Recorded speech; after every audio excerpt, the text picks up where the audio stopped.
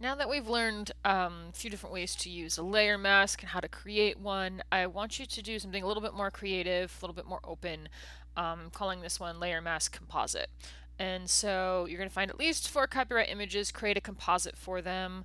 As with everything, 4 is the minimum, but the big requirement is that you're using non-destructive editing, specifically using layer masks, not just erasing, and using blend modes or layer properties or adjustment layers rather than image adjustment or burn and dodge. Like we want to stick with all non-destructive tools for this. And I do have some examples before I show them.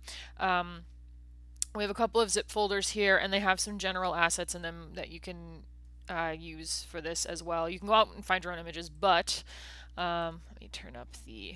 There we go. So the one folder is filled with flame effects that were shot on a black backdrop, so they would be easier to composite with. Um, these are things that are shot intentionally and professionally, so that you can use them. Um, and then the other one is just some general photography, just some very nice looking. There we go. Some very nice looking images that would be very at home in a project like this, including a couple that are just, come on, there we go, effects like these light rays. Um, some of these are already a bit surreal anyways with their with how they look, but you can go ahead and use them. So the examples I have, these are not quite from this assignment, but they are examples of a photo composite. So here, please don't be using the Grand Theft Auto logo. We want to stick with the copyright-free things. But this person has taken the car, and unlike your collage where you just kind of generally erased around things and then it was like clearly 2 different images, here there's a considered effort to cut the car out cleanly and place it on the ground, right? Like this is angled, all these things are angled and chosen so that they could look like they belong in the same world together. They may not, but they're meant to look like they do. So a beach was chosen so it could do that. We have a bit of a tint going on here to make it reflect, right? They masked out the car on one layer and the shadow on another, in part because this is using a blend mode to blend into the ground. There's also a ridiculous helicopter up here with some flame effects because why not, right? I provide the flame effects. You may as well use them.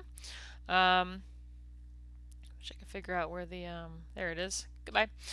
Um, but this is the general idea where obviously you still know it's shopped, right? Like you know you are all visually savvy enough to know that this car was not on this exact beach, but it's not meant to look perfect like we're doing a visual effect from movie. It's meant to be a composite where yeah, it's a little bit surreal, but it's still car is on ground with shadow cast and again, they're doing stuff like the beach being reflected on it. So you can see like the waves through the window, stuff like that. So it can kind of feel like it's part of the space. And those are the kinds of things you want to do to make things feel like they fit together. Another example, again, not exactly the same assignment, so there's a little bit less going on here.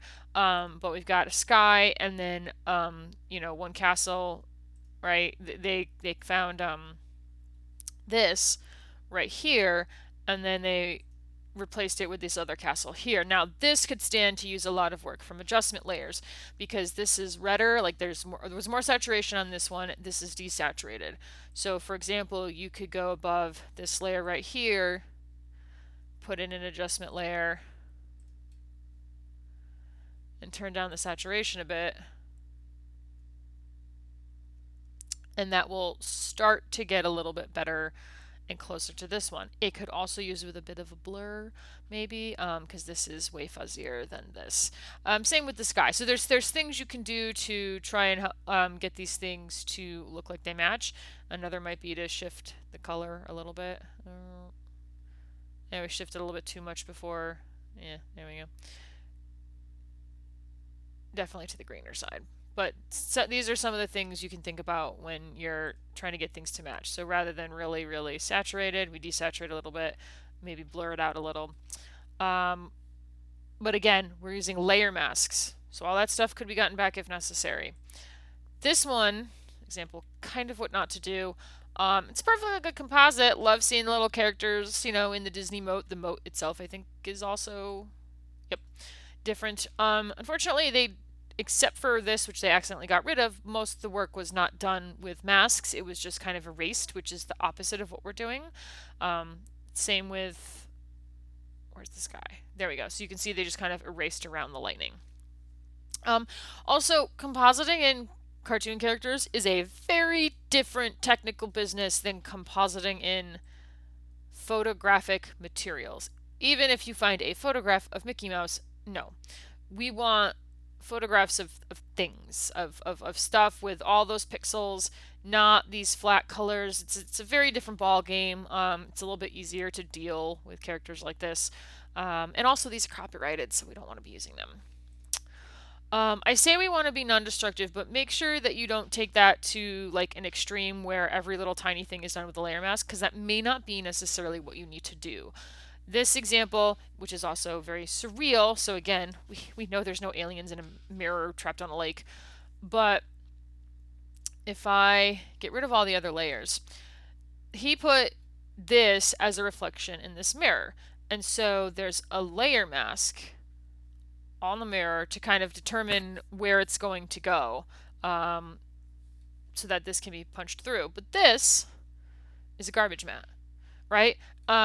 He knew pretty much where he was going to set this up, and rather than using a layer mask on this, he used a garbage mat. Technically speaking, that means there's only a little bit of wiggle room, although also in this image, where else are you going to put it? So if you have claws, you may do a little bit of an eraser with it with a garbage mat. You don't have to do every single tiny thing with a layer mask. But we want to stick to that for the main things as much as possible.